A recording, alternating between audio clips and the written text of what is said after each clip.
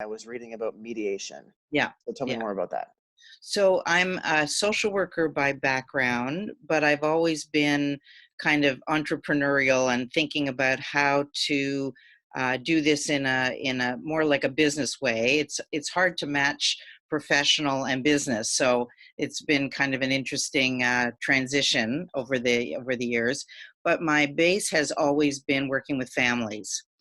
And where I first worked, and before I went into private practice, we were really trying to mediate conflicts between families where there was a young offender or kids who were getting into trouble. And so I learned how to do mediation kind of on the ground.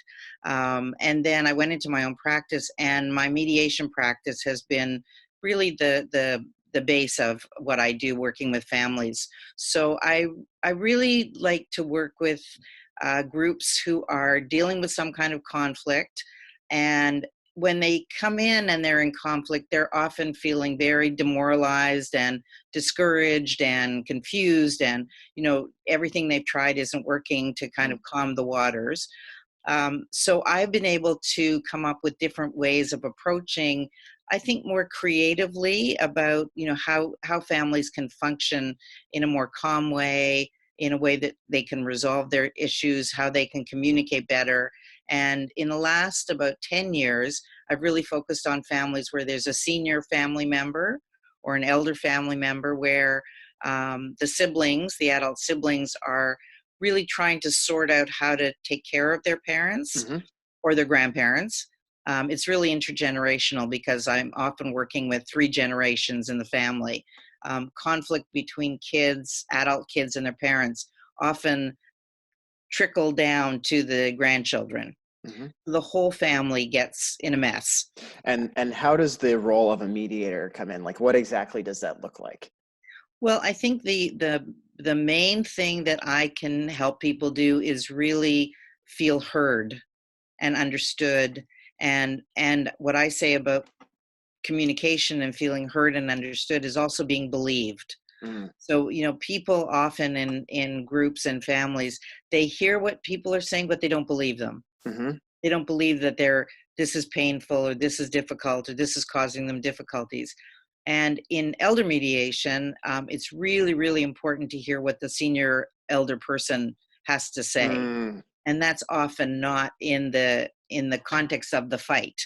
And I'm People, I'm curious where does the disbelief come from? Is it like a lack of trust? Is it um, just not a lack of empathy? Like, what would you attribute that to? well, I think big empathy gaps, Yeah. sure, and also long-standing family dynamics Yes. that are coming to the surface because there's an issue. And while those unresolved things might have stayed underground, when there's a crisis, those things tend to come to the surface. Hmm. And then people get very wedded to the way they're seeing it and the way they think it should go. Hmm. So when they come into a therapy or a counseling or a mediation process, you've got people who are already very positional. So they truly believe that their sister is trying to do them harm, and they think it should go a certain way, to the point where people will actually get lawyered up to prove their point. So when in the mediation process, when I meet with people individually, I always give people a chance to have their time with me and their say. And I really try to understand really what their experience is and what their perceptions are. And then my job is to kind of build a bridge between all those things. Hmm. So I will help them analyze it. I'll help them, you know, talk about what is the most concerning to them, especially, as I said, the older adult. But this works for all families in the sense that whatever the presenting issue is, somebody's not feeling heard. And it's often the person at the center of it. Mm-hmm. And what are three for someone watching who maybe they're not mediating professionally, but they find themselves in a situation where they have to, as many of us will, in Right, negotiation or otherwise. What are a exactly. couple things that you might offer for people to keep in mind if they find themselves in this role?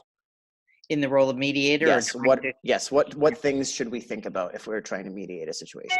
I think really importantly is to really be unbiased and neutral as much as you possibly can. We're always going to have our opinions about things, but to really find out from the people, the family, what is important to them. So to talk to them about, what their concerns are, what the obstacles are. Like I had a young woman in my office the other day, and she was getting very agitated and very worked up and was screaming at her parents, and there was lots of emotion happening.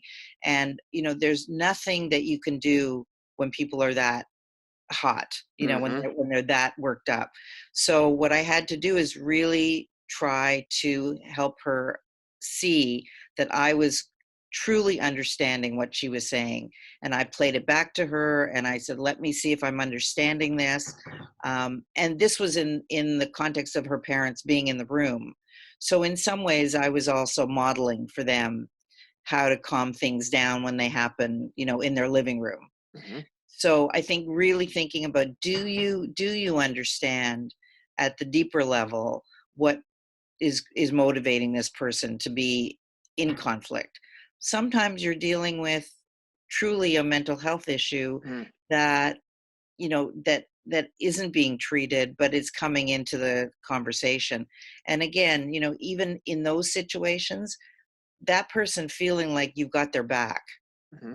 is really, really helpful. It doesn't mean you agree with them, but it means that you truly want to understand them, and what motivates them. And Mm-hmm. then the next thing I think is to be able to do that for everybody in the family, and then be able to translate Mm-hmm. some common thing that they're all concerned about or they all want to work on. Mm-hmm. Amazing. And I want to ask before we wrap up this brief interview, what would you say you most need help with right now?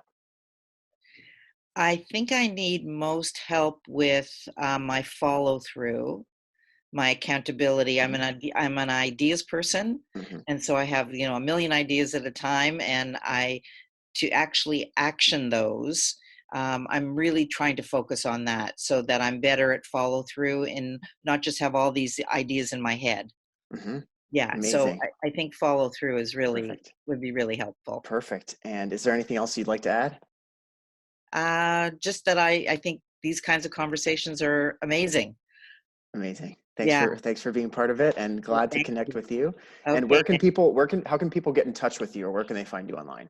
They can find me at Marathon, Marathon Mediation, Resa at marathonmediation.ca. Resa at marathonmediation.ca. Yeah, And Resa, like Lisa, but it's spelt Resa. that's right. Perfect. Yeah, great. Thank Thanks for you. being on today. Thank you. Okay, take care. Have a good Thank you. day.